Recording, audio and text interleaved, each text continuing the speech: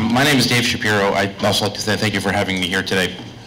I'm not a community leader like the people sitting next to me, and I'm not a pastor, and I'm not an elected representative. But I am a trauma and critical care surgeon at St. Francis Hospital, right here in Hartford. I and my colleagues have cared for thousands of patients over the years, injured through a variety of mechanisms. And while the most common mechanisms are things like falls and car crashes, firearm injuries are notoriously devastating. A single bullet can injure or kill, and can do so in just a fraction of a second. We who are in the world of injury treatment perform a lot of secondary prevention. We treat injuries after they happen, and that decreases their likelihood of causing harm. It restores function, it preserves some longevity, and it fixes the injuries. But we're just part of that world when it comes to primary prevention, which prevents the injury from happening to begin with. More so, we should not be only working on how to prevent the injuries, but how to avoid the incident altogether. The example I always use is that seatbelts and airbags do amazing things to reduce injuries in car crashes, but they don't prevent the crash from happening. Speed limits, restrictions on driving and licensure, and other maneuvers have and can prevent these injuries. To paraphrase that letter that the Senator mentioned to Vice President Biden just sent yesterday, recent events have fostered an urgency regarding the prevention of gun violence. The U.S. has never been demonstrated to be a more violent nation than any other democracy, but we do have a much higher incident of gun-related injuries and violence than do other nations. We similarly have a higher homicide rate than do other Western countries. And the therapies that I and my colleagues provide from the first responders to rehabilitation and everything in between cost billions of dollars every year. But this cost pales in comparison to the sorrow, grief, and pain experienced by the families, friends, and communities of those that are injured. We try to practice evidence-based medicine and prevention. Gun-related injuries as a public health problem are complicated to address. Their creation of policies and their analyses, scrutiny, and other investigations are challenging to do due to heated political arguments, motivated lobbies, and fear of challenging basic freedoms that we claim as our rights in the United States. We've spent billions and billions of dollars from perfecting safer automobiles to registering dogs to fostering safer approaches to the operation of motor vehicles by citizens of all ages. We've also studied and screened thousands of elderly people to make sure that they're safe at home and don't fall. We have increased awareness about the health effects or deficits of smoking. I've been witness to millions and millions of dollars of federal money, both state, private, and municipal sources, offered to injury and violence prevention groups of all types. These organizations have very little to show but a history muddled with controversy and very few outcomes. The Hartford Shooting Task Force, however, has been able to decrease the number of shootings in Hartford in the last year, and this is a fantastic start, but they need more than just local collaboration. Those who have performed this work in the past have my gratitude. As a trauma surgeon. It means I have to operate on injured people less. But we have done very little as a people to promote the safer use of firearms, and we've done noticeably little to foster better approaches handling interpersonal differences. This is not just about guns, this is not just about people, and it's not just about freedom. It's about doing things together and figuring out the problem. Senators, Mayor, Chief, St. Police thanks you for inviting us to participate in this meeting. And having said that, I'd like to probably echo a lot what has already been said by the Chief and Deputy Chief regarding law enforcement. On that note too, it's important to say that funding to sustain and increase law enforcement staffing for the current laws that are on the books, as well as any new laws that come about, is very important. With me is Detective Matson, and she works in the statewide firearms license unit, and since the 14th of December, their office has increased volume by 3 times. So once again, it's important to focus that so that we have compliance to the laws on books, we have the proper staffing within law enforcement. And thank you. Senators, Mayor, Chief, again, I'd like to thank you for inviting us to be a part of this important presentation today.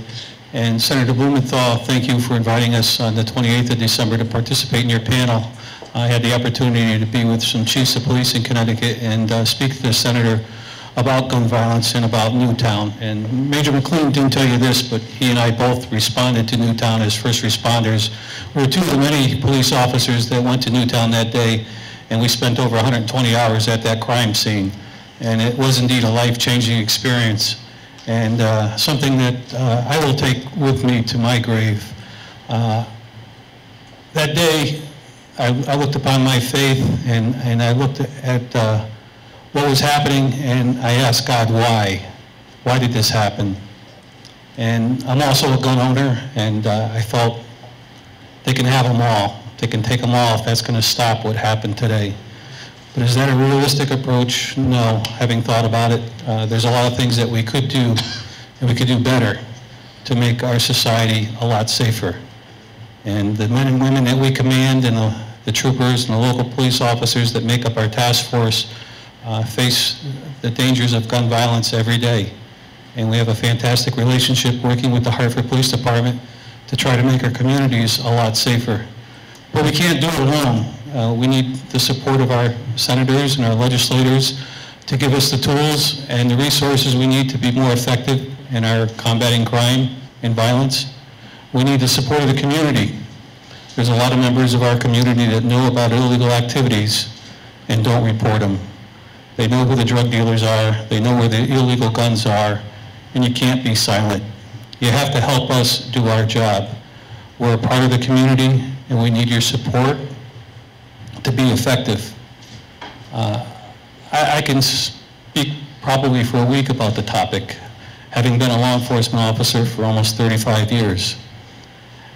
We've had a couple of occasions in the last couple of years where we've had convicted felons driving tractor-trailer trucks, delivering pallets of firearms to gun manufacturers, and they've diverted guns from those shipments and sold them right here in downtown Hartford and downtown Bridgeport. There are many, many things that we could do better, but we need the help and support to carry out that mission. And I'd like to personally thank each of you for inviting us here today. I think it's one of the first times in my career that I've been asked by representatives and lawmakers to help offer suggestions and solutions to this problem. Thank you. So I will join others in thanking you for allowing someone from the mental health profession to participate in this panel. When I think about what's the commonality between what's happening with gun issues and what's happening with mental health, I think I would summarize it by saying what we ultimately need to do is increase the barriers to access to gun and decrease the barriers to access to mental health care services. That seems, for me, to sum it up. I've spent the past 18 to 19 years mainly on the front line in the delivery of mental health care services. I spend my time in the ER setting, managing behavioral health emergencies, and in the hospital setting, and also in the outpatient setting. And I can tell you that the barriers to accessing services for these children with behavioral health issues are profound and significant. And we really have to pause and take a look at them. They have to do with the insurance barriers, and we could go on forever. I know, Senator Blumenthal, that you are aware of this when you were an AG. It sometimes feels like Saturday Night Live when I have to call an insurance company to pre-cert a service. My background is in pediatrics first before I did child psychiatry, and so I have a very medical view of this. And the thing that makes me the most concerned and upset is that that would never happen if I was trying to manage chest pain. If I was trying to manage chest pain, I would not have to spend the time to get on the phone to say, excuse me, you clinical manager from Iowa, would it be okay if I took this patient in acute chest pain to the OR, or would you rather me do something else? And have them say, no, I'm sorry, the operation is not what's clinically indicated. Instead, we'd like you to send them home on dietary management only. And that is exactly what happens in mental health care. I kid you not, I could tell you stories until the cows come home. That is what happens. Nor would it be that systems would be saying, let's close the number of chest pain treatment facilities at Hartford Hospital, St. Francis. I know that wouldn't happen, right? Nobody would ever say that although we know cardiac disease to be multifactorial, that has to do with nutrition and has to do with diet and a whole bunch of other behavioral things, but that if somebody got to the point where they needed a 3-vessel cabbage, nobody would ever say, let's close the amount, let's stop surgery for cabbage because we don't want to do that level of care anymore. We need to be treating chest pain with nutritional management alone. And again, that really is the metaphor. So we need to decrease the barriers to mental health care services in terms of insurance, in terms of our systems and the criteria that allows us to get kids treatment in those systems. So for instance, school and through DCF and through DDS and the other systems that we have established and yet still have some barriers to being able to get kids services there. And again, we need to really look at the spectrum of care and understand that it comes to the treatment of mental health services. Even though a lot can be done at the preventative level and a lot can be done at the community level, we can't close higher levels of care or reduce access to higher levels of care because the nature of mental illness is that it's a spectrum and we need to make sure all levels of care are accessible. And I will end you with, 2 weeks ago I was covering the emergency department as one of the sole attendings there. We have an incredible clinical staff, but we were looking, we were 16 kids deep at any moment in time, 16 children in the CCMC emergency room there for behavioral health crises. And there was not an open inpatient psychiatric bed in the state. It was remarkable. And when we looked at the numbers of 2012 of behavioral health emergencies presenting to the ER, 2012 versus 1998, 1998 we were 432 for the year. This year we ended at 2,500. Good afternoon, and thank you also for allowing me to be here and share my thoughts. I think that everybody around this table understands the connection, and Dr. Namaro has made the connection between an adequate mental health system and a variety of social issues, but certainly violence, both in the urban and now we know the suburban setting. We understand the connection. I'm not going to repeat Dr. Namaro's very passionate plea for an adequate service delivery system, what we call the safety net. But I do want to focus on prevention and public education because I've reflected, all of us have reflected so much on the events of the last month. It started a month ago and have been subsequent to that, and people that I've talked to and talking with my own folks, we've all been affected by this. And so I think about, well, what can we do? Everybody's talking about action. We know that one of the barriers that we have to this problem in the mental health side is that we have tremendous a lack of public education and public understanding of mental illness, and there's a stigma. And so what happens in the real world, in the world of our everyday lives, each person around this table, is that we have folks, we have young people as well as adults who are walking around with undiagnosed, undetected, underlying emotional and mental health problems. Now, the statistics show that the vast majority of folks, now we know that 1 in every 10 people are going to manifest a mental health issue in their lifetime, but very few of them are going to manifest it in a violent way. But if we focused on increasing awareness, understanding, and the ability of all of us as everyday citizens to intervene to get people help early, then we're going to, in that process, if we do it widely enough, we're going to identify people who, that small minority who may have a propensity to act out in a violent way, to pick up a gun. And we'll prevent suicides. Gun violence and suicides are connected like this. So, we know what works. One of the interventions that my organization, Rushford, has been doing very successfully in the last year is mental health first aid. First aid for mental health issues. It costs, we've trained almost 200 people, first responders in the Meriden, Middletown area, teachers, EMTs, police officers. We have a young people's mental health first aid approach. It costs about $125 per participant.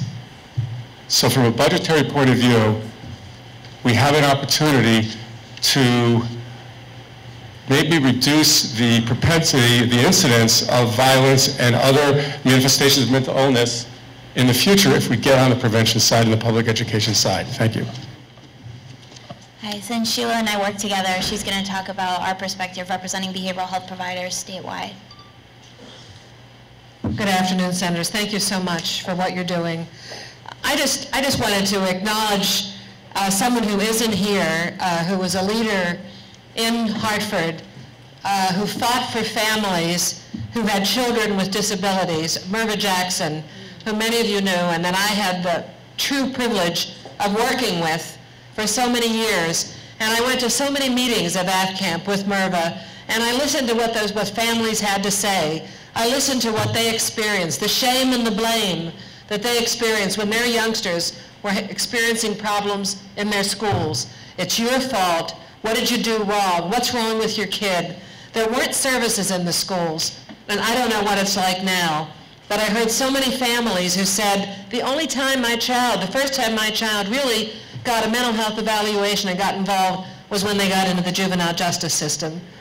During those years that I worked with Merva and AFCAMP, I also went to funerals of some young people who had been killed by gun violence, and the pastors of this community who led marches and who led initiatives to try to de-escalate and prevent violence. So it seems to me that from what I'm hearing here, there are two themes, and I'm saying this both as a mental health professional, and I'm saying it as a family member, and I'm saying it as someone who's lost 2 members of her family to guns, one to suicide and one to murder.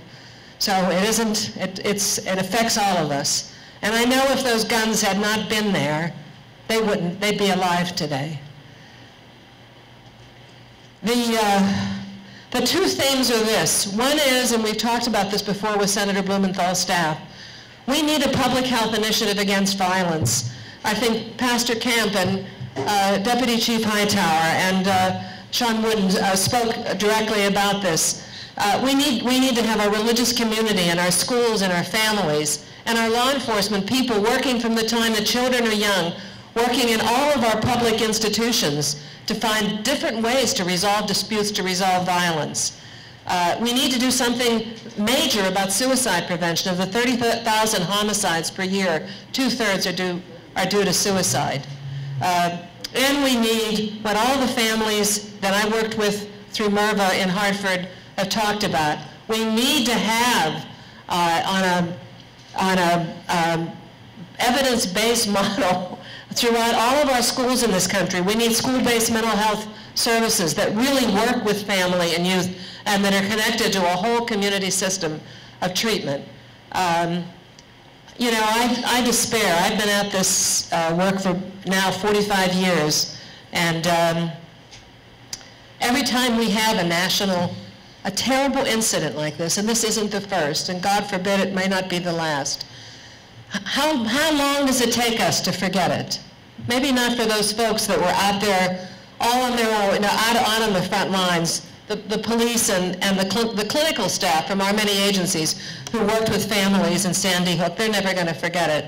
But the rest of us forget because we are so numbed to the violence in this society. So I'm very grateful that we have the 2 U.S. senators we have, because I know that you're not going to let this go. I know that you're going to keep at it, but we have to change what we do as a society. We have to change the way we interact with one another, and we have to get rid of guns. Guns kill. I don't care whether the person pulls the trigger. Without that gun, that young man in Newtown could not have done what he did. Councilwoman Jennings? Thank you. Thank you, Senators, for your involvement and your commitment to not only the Sandy Hooks, but the Hartford, Connecticuts of this world, where we have more cold case unsolved murders in our city than we have about 10 times as many cold case unsolved murders as Sandy Hooks had victims. So we have to start taking a look at the multi-level approach and the fact that in Hartford, because we've had to deal with gun violence so long, we actually do have a committed mayor, we have a committed council, we have put in place so far a police chief that's been committed to working with the with more than 100 faith-based organizations in this city, and has committed his entire command staff to attending the faith-based summits and working with the individuals that are currently involved in attempting to address the issue of violence among our children. Our journey in attempting to address this issue of violence started a long time ago, because we've had ongoing and numerous murders. I think that Sandy Hook happens to be the canary in the mine, or the tip of the iceberg, but in the cities we deal with gun violence every day. I'm on city council. My name is Cynthia Jennings, in case you didn't hear it, and I'm also a civil rights attorney. Our children's rights are being taken away. Their right to a life is being taken away because we don't have enough resources in place.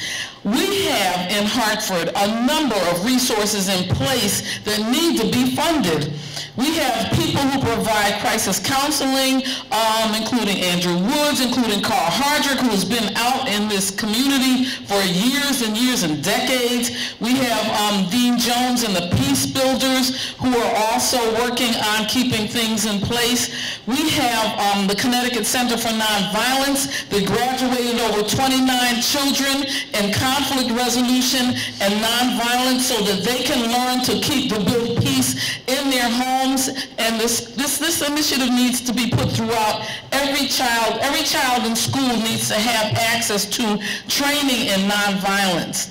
And we need to also recognize that there are mothers against violence who have lost children in this community, and they have been severely harmed. The family has been harmed. The community has been harmed.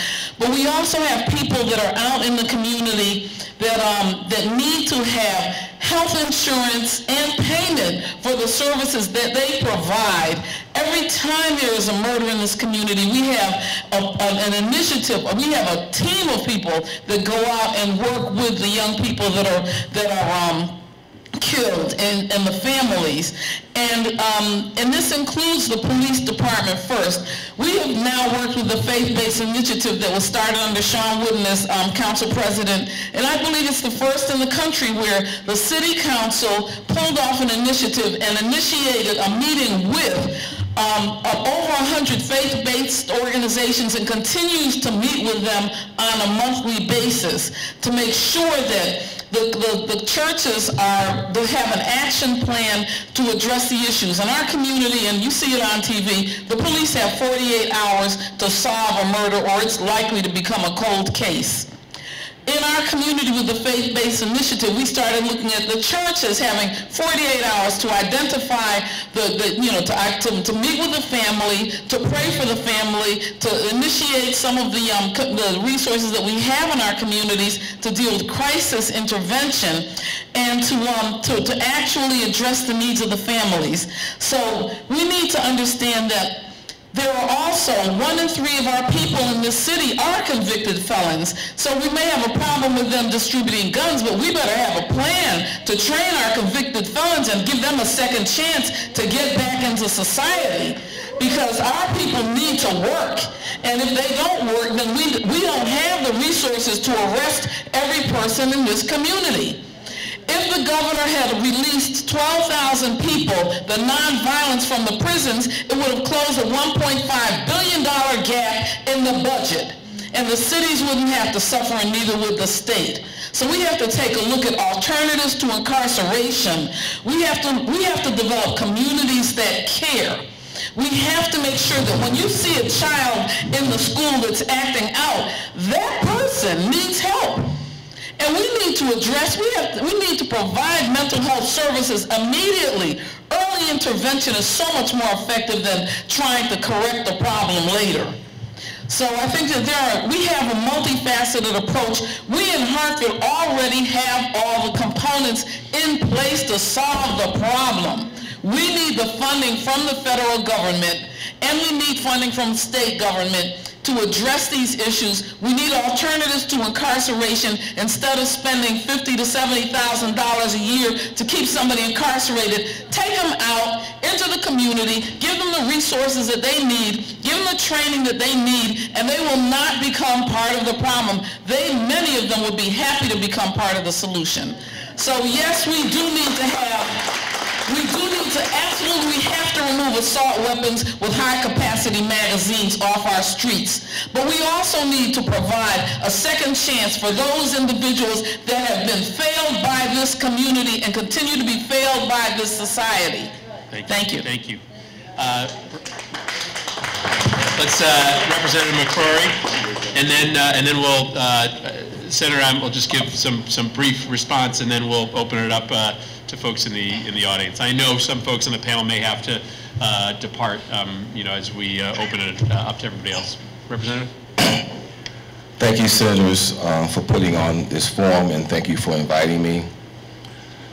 I was told my colleague I have 2 minutes to talk about gun violence in the city of Hartford or in the state, so I'll try to sum it up in 2 minutes. In my opinion, there is something wrong in a society, in a state which is so wealthy as ours, in a city which is struggling so much with its population, where it's easier for a child, not an adult, but a child can purchase a handgun faster than they can purchase fresh fruit in the city of Hartford. That says something about the society that we live in, and everyone knows that to be the truth. It's not difficult to identify those individuals in our society who need the mental health care that you, Lisa, and you, Sheila, have talked about so eloquently. They are the individuals who are in our school systems, not just in Hartford, but in the greater Hartford community, that the system don't want. They are pushed out, they are kicked out, and they usually drop out at a rate of 50 to 60% by the time they're in 9th grade. It's not difficult to identify them. The problem is, we know who they are, and we do not meet their needs. How do we prevent gun violence in our communities? The way you prevent gun violence in your community is to provide an alternative to gun violence in your community. You need to have programs that prevent gun violence at an early age. Provide your young person an opportunity for employment at an early age. Provide the young people an opportunity to latch on to someone who may be a real model, not a role model, but a real model from their community they can identify with, who they can learn from, who know how to do the right thing. These things are not difficult if we really want to solve the problem. Because honestly, there are a number of people that live in my community that believe that we do not really want to solve the problem. And it takes political will to solve these issues. As you know, the prison industry is a multi-million, billion-dollar industry in our community, in our society. And it functions on the fact that they need bodies. The reality is, in our state, the people who fill those prisons come from urban communities, and they're usually black and brown at a rate of about 70% in Connecticut, and over that amount throughout the country. So if you know what the problem is, you have solutions and you have providers, what Cynthia's talked about, how come we're not solving the problem? It's not difficult. It really isn't. Lastly, I believe in the constitutional right to bear arms. That might not be the opinion of everybody, because when I was young and I went down south, Grandma taught me and Grandpa taught me that you better be ready to defend your family, because the night riders will come and take everything you want. He planted that seed in my head. And I encourage young people to get your permit and do things the right way. Because unfortunately in this state, guns, just like the captain said, flow through our communities just like water on the illegal market. And unfortunately, sometimes when we identify those people that provide the guns, we don't prosecute them to the fullest extent of the law like we should. We let them off the hook too many times. We let gun owners who provide guns illegally to our community off the hook too often. But let some of them young people pick one of them guns up, we're putting them on. We're putting 10 to 15 years on their heads. And then we don't do much for them when they come back home. 75% of the people are incarcerated for non-violent offenses. Put the ones in jail who need to be there and let the young ones out who need a second opportunity at life. I think that's my 2 minutes. Thank you.